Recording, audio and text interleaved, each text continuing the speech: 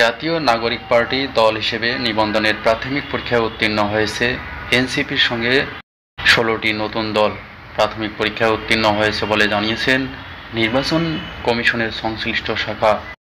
রোববার ১০ই আগস্ট নির্বাচন কমিশনের নির্বাচন শাখা থেকে এসব তথ্য জানান ইসির অতিরিক্ত সচিব আলী নওয়াজ। জাতীয় সংসদের উচ্চ কক্ষে ও নিম্নকক্ষে পিআর পদ্ধতিতে নির্বাচন চায় বলে প্রধান নির্বাচন কমিশনারকে জানিয়েছেন বাংলাদেশ জামাতে ইসলামী।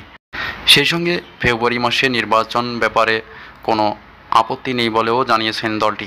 রোববার ১০ই আগস্ট প্রধান নির্বাচন কমিশনার এএমএম নাসির উদ্দিনের সঙ্গে সাক্ষাৎ শেষে সাংবাদিকদের একথা জানান জামাতে ইসলামীর নায়েবে আমির ডাক্তার সৈয়দ আবদুল্লাহ মোহাম্মদ তাহের।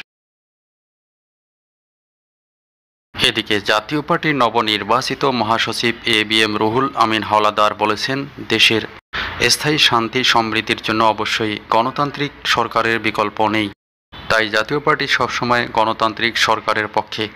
রোববার সকালে গুলশানে নিজ বাসভবনে জাতীয় পার্টির চট্টগ্রাম মহানগর ও জেলার বিভিন্ন পর্যায়ের নেতাকর্মীদের সঙ্গে সৌজন্য সাক্ষাৎকালে রুহুল আমিন হাওলাদার একথা জানান। ত্রয়োদশ জাতীয় সংসদ নির্বাচন সামনে রেখে দ্রুত ইলেকশন অ্যাপ চালু করতে সংশ্লিষ্ট কর্মকর্তাদের নির্দেশ দিয়েছেন অন্তর্বর্তী সরকারের প্রধান উপদেষ্টা অধ্যাপক ডক্টর মোহাম্মদ ইউনূস। একই সঙ্গে তিনি এই অ্যাপ যেন ভোটারদের জন্য সহজে ব্যবহারযোগ্য হয় সেটি নিশ্চিত করতেও নির্দেশ দেন। শনিবার রাষ্ট্রীয় অতিথি ভবন যমুনায় উচ্চ পর্যায়ের এক বৈঠকে এই নির্দেশনা দেন বলে জানিয়েছেন প্রধান উপদেষ্টার উপপ্রেস সচিব আবুল কালাম আজাদ মজুমদার।